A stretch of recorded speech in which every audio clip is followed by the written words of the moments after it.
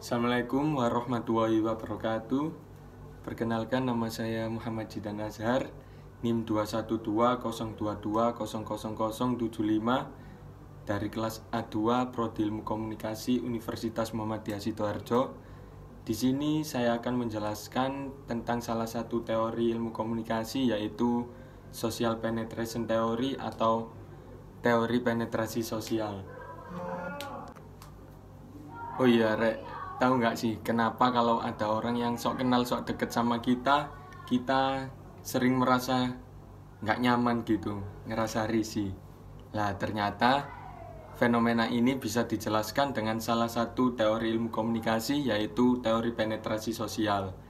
Teori ini dikemukakan oleh Altman dan Taylor pada tahun 1973. Jadi, social penetration theory ini mengemukakan bahwa kita nggak bisa nih dalam suatu hubungan langsung bisa deket sama orang gitu. Ada tahapan-tahapan yang harus dilalui untuk mengubah hubungan yang awalnya superficial menjadi hubungan yang lebih intim. Teori ini memiliki 4 asumsi. Yang pertama, hubungan-hubungan mengalami kemajuan dari yang tidak intim menjadi intim. Yang kedua, secara umum perkembangan hubungan sistematis dan dapat diprediksi. Yang ketiga, perkembangan hubungan mencakup depenetrasi dan disolusi. Dan yang terakhir, pembukaan diri adalah inti dari proses penetrasi sosial ini. Teori ini lebih dikenal dengan teori kulit bawang, di mana ada tahapan-tahapan dari kepribadian manusia itu yang diibaratkan seperti kulit bawang yang semakin dalam, semakin tebal, dan akan menuju ke dalam intinya. Ada 4 tahapan dalam teori ini. Yang pertama, tahap orientasi. Di tahap orientasi ini, kita akan berbagi informasi dengan orang yang baru kenal itu, informasi yang kayaknya semua orang itu sudah tahu tentang diri kita. Misalnya, alamat kita, nama panggilan kita, atau bahkan pekerjaan kita. Setelah tahap yang pertama, tahap yang kedua adalah pertukaran afektif eksploratif.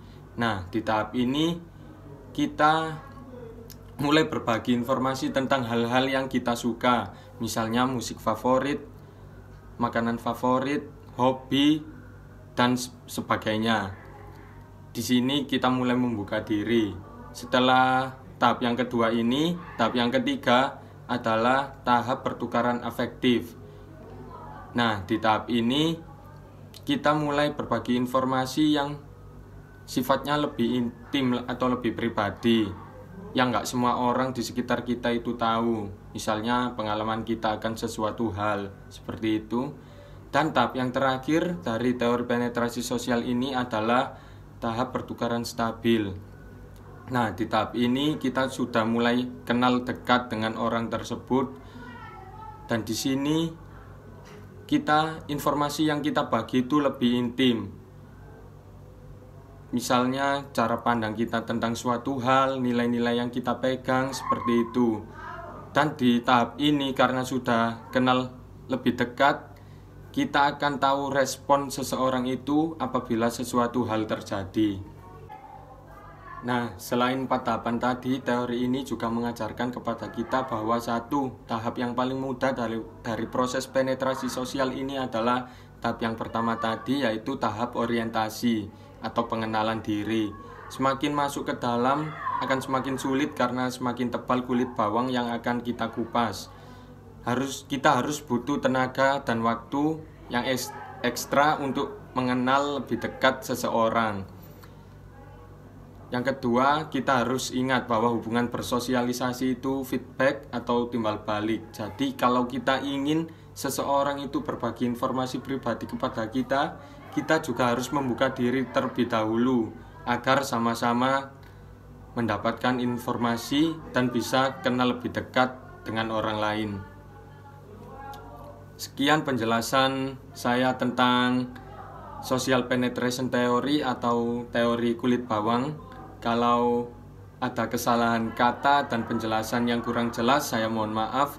Terima kasih. Wassalamualaikum warahmatullahi wabarakatuh.